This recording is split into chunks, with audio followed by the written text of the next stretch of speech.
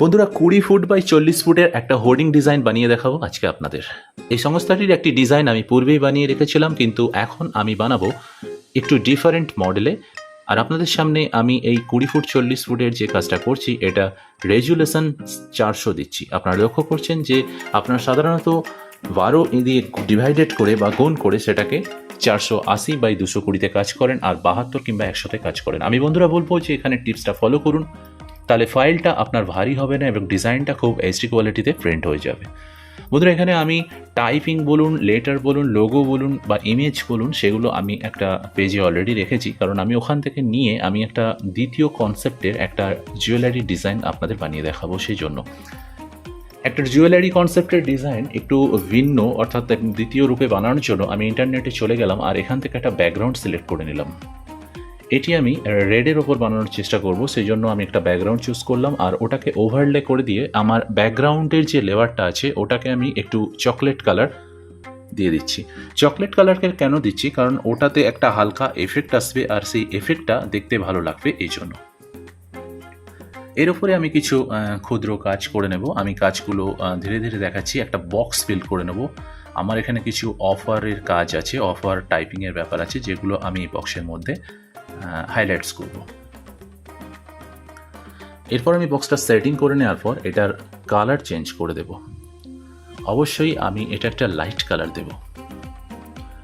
আপনি চাইলে এটার কালার আদার্স কালারও ইউজ করতে পারেন, বাট আমার এই কালারটা ভালো লাগছে, আমি এটার সঙ্গে এটাই নিয়ে যাব, কারণ আমি ব্যাকগ্রাউন্ডটা কিছু পরে একটু ডার্কের ওপর আনার চেষ্টা করব, সেই জন্য আমি কালারটা চুজ করলাম।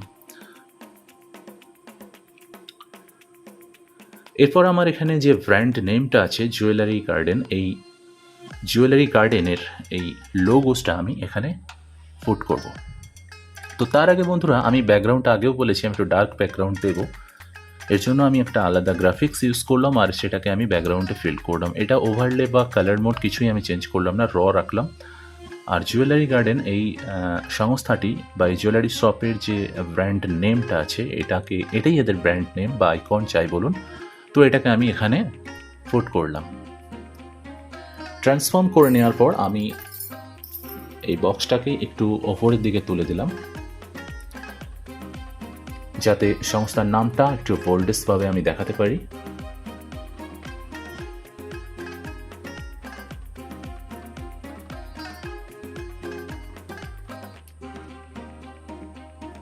পরক্ষণে আমরা একটা ম্যাটার ওপেন করলাম।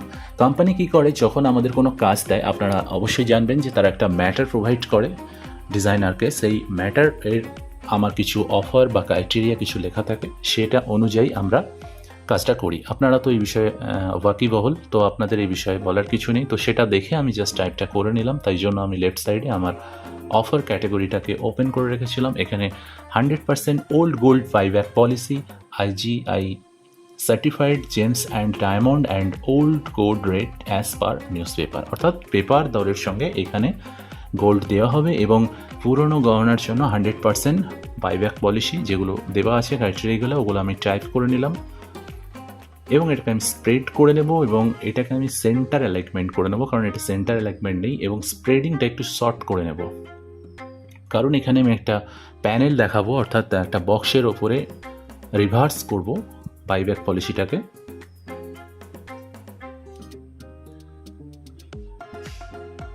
অবশ্যই এটা রেড, টাইপিংটা রেড, এটাকে একটু বোল্ড করে নিতে হবে, যে কারণে আমি পার্সেন্টেজটা কমিয়ে এটাকে বোল্ড করে নেব।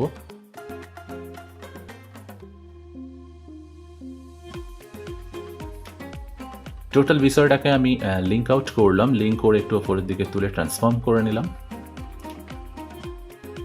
আমি এই প্যানেলটা শুধুমাত্র নিয়েছি অফারগুলোকে হাইলাইটস করার জন্য। বেসিক্যালি ডিজাইনটার মধ্যে কি হয় যে এখানে ডিজাইনিং দেখানোর চেয়ে আমরা অফারগুলোকে বেশিভাবে হাইলাইটস করছি, কারণ সামনে পুজো, তো এখানে কিছু অফার ওরা প্রোভাইড করছে সেগুলোর জন্য।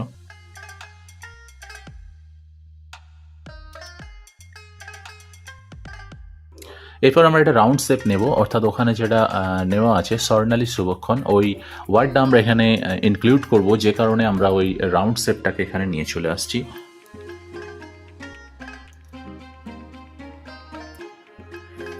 আপনারা লক্ষ্য করুন এখানে রাউন্ড শেপটা আমরা নিয়ে চলে এসেছি। এগুলো কয়েকটা লেয়ারে আছে যেগুলো আমরা গ্রুপিংয়ের মাধ্যমে করে নিয়েছি এবং গ্রুপটা ওপেন করে নিয়ে এখানে যে ব্লুইস্ট ব্যাপারটা আছে এটা আমরা যেহেতু রেড প্যানেলের ওপর আমরা ব্যাকগ্রাউন্ড ডিজাইন করেছি, এটাকে আমরা রেড কালার কনভার্ট করে নেবো। এর জন্য আমরা গ্রেডিয়েন্ট অপশানে যাব।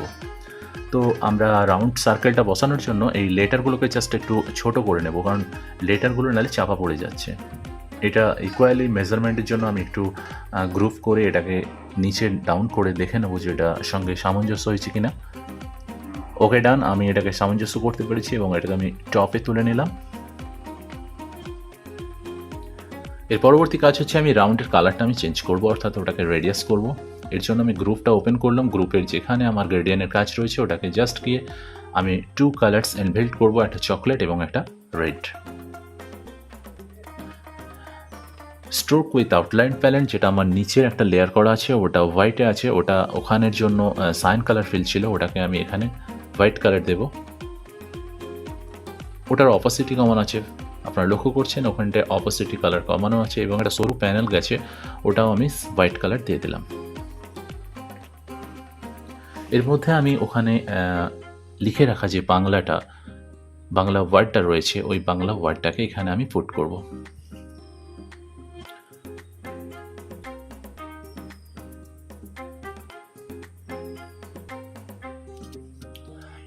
স্বর্ণালী শুভক্ষণ এই ওয়ার্ডে এখানে যেটা রয়েছে এটাকে দুটো লেয়ারে রয়েছে, এটা গ্রুপিং করা রয়েছে একটা গোল্ডেন ইমেজ দিয়ে, যেটা আমি সম্পূর্ণ ভিডিওটা যেহেতু বিগিনার্সদের জন্য করছি, অ্যাডভান্সের জন্য তাই পার্টিকুলার আপনারা দেখলেই বুঝতে পারবেন আমার লেয়ার প্যানেলগুলো।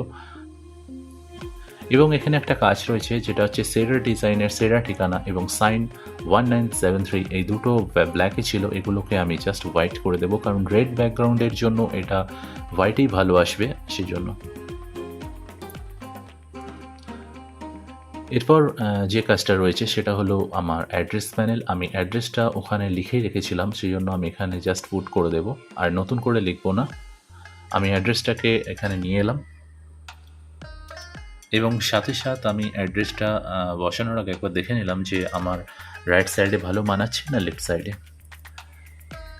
ব্যাকগ্রাউন্ডের কিছু না থাকার জন্য যেহেতু ইমেজের ওপর আমি ডিরেক্ট বসিয়েছি, এখানে কন্ট্যাক্ট নাম্বারটা একটু বুঝতে অসুবিধা হওয়ার জন্য আমি একটা ব্ল্যাঙ্ক লেয়ার নিয়ে একটা ব্রাশের ক্লিক করে ওখানে একটা ব্লুইস্ট এফেক্ট দেব বা দিচ্ছি। আপনারা দেখুন ভিডিওতে যে আমি ব্লুইস্ট এফেক্টটাকে দিলে তাহলে ওই নাম্বার বা অ্যাড্রেসটা আরও প্রপারলি খুব সুন্দরভাবে দেখতে পাওয়া যাবে।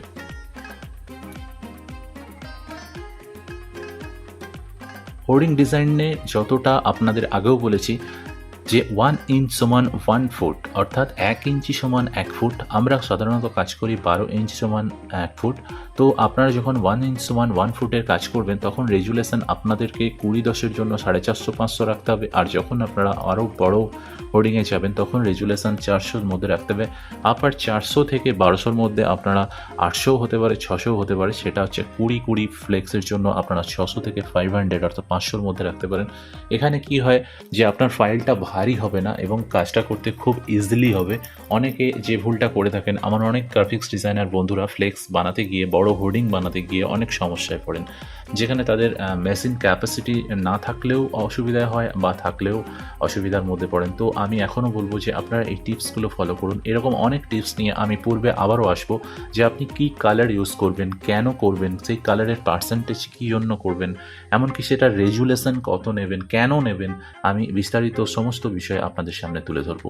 বন্ধুরা, কথা বলতে বলতে আমি এখানে আমার স্মল যে জুয়েলারি গার্ডেন্সের যে লোগোটা কোম্পানির, ওটা আমি আমার টপ লেফট সাইডে বসিয়েছি এবং একটা হলমার্কের সাইন, এটা ইন্টারনেট থেকে ডাউনলোড করা, এটা পেন্সি করে নিয়েছি এবং এটাকেও আমি এখানে ইনক্লুড করেছি। আর gold rate per newspaper, যে পেপার দরের সঙ্গে এখানে যে গোল্ড দেওয়া হয় এর তলাতে একটা ডিভাইডেশনের জন্য আমি একটা সরু লাইনিং সৃষ্টি করেছি এবং ওটাকে হোয়াইট কালারেই রেখেছি। কিন্তু এখানে একটা ব্যাকগ্রাউন্ড আমি সৃষ্টি করব, যেটা হচ্ছে ওই ক্রিম কালারের যে বক্সটা আছে ওটাতে একটা স্ট্রাকচার দেবো। স্ট্রাকচারের জন্য আমি ইন্টারনেট থেকে এই ব্যাকগ্রাউন্ডটা নামিয়ে রেখেছিলাম এবং এটাকে আমি ট্রিমিং করে নিয়েছি। এটা যেহেতু সাইজে খুব ছোট, তো এটাকে আমি টেনে বাড়াবো না, কারণ বাড়ালে কি হয় এর রেশিওটা অনেকটা বড় বড় হয়ে যায় আর দেখতে খুব খারাপ লাগে। সেই জন্য আমি এটাকে জয়েন্ট করে নিচ্ছি। আমি জয়েন্ট করে করে কী করব, এটাকে অনেকটা বড় আকৃতি দেব আর বড় আকৃতি দেওয়ার পর এটাকে ট্রান্সফর্ম করে নিয়ে এটাকে ওর আন্ডারে ট্রিম করে নেব, অর্থাৎ ওর আন্ডারে আমি মাস্কিং করে নেব। আপনারা দেখুন মাস্কিং করার পর আমি একটা হোয়াইট কালার দিচ্ছি যাতে এটা ফোটে, আর কারণ ওখানে আমার সমস্ত লেটারগুলো ডিপ আছে, তো আমি এখানে কী করবো, এটাকে আরও হালকা করে দেবো। বন্ধুরা অনেক সময় করেন কি এগুলো অপাসিটি কমিয়ে দেন, আমি এখনও বলবো এখানে ছোট্ট টিপস যে এখানে আপনারা অপাসিটি কমাবেন না, জাস্ট কালারের পার্সেন্টেজ দেবেন। কালারের পার্সেন্টেজগুলো কী হয়, আপনার প্রিন্টিংয়ে পারফেক্ট প্রিন্ট আউট করতে সক্ষম হয়। আপনারা যখন কোনো কালারের অপাসিটি কমিয়ে সেটাকে দৃশ্যায়ন করতে চান তো সেক্ষেত্রে একটু অসুবিধা হয়। তো বন্ধুরা আমি সেকেন্ড পার্ট চলে যাবো, এর একটা ব্যাকগ্রাউন্ড দেবো। দুজনে ইন্টারনেট থেকে আমি ভিক্টোরিয়ার একটা ব্যাকগ্রাউন্ড লাইনিং ড্র নিয়ে নিয়েছি এবং এটা খুব সূক্ষ্মভাবে একটা টিপস ফলো করুন যে আমরা সিলেক্ট মেনু থেকে কালার রেঞ্জ দিয়ে এটাকে আমরা কী করছি, জাস্ট লাইনিংটাকে তুলে নেব। লাইনিংটা তুলে নেওয়ার জন্য এটাকে আমি হোয়াইট ব্যালেন্স করে এটাকে জাস্ট কন্ট্রাস্ট বাড়িয়ে দিলাম এবং লাইনিংগুলো আরও পরিষ্কার হওয়ার জন্য। তো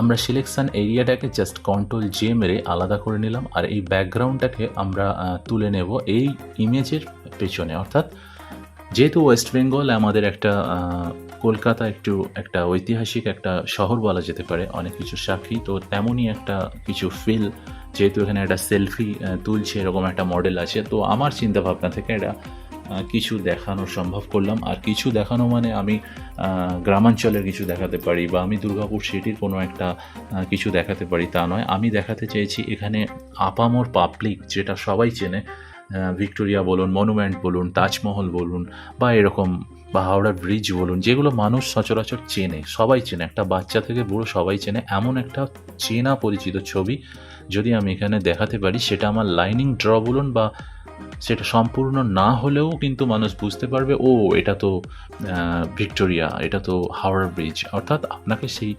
সুপরিচিত একটা ইমেজ এখানে ফিল করতে হবে। এখানে করতে হবে মিনস আপনাকে ম্যান্ডেটারি করতে হবে এমনটা আমি বলছি না, বাট এগুলো একটা ডিজাইনারের থিঙ্কিং থেকে আসা উচিত।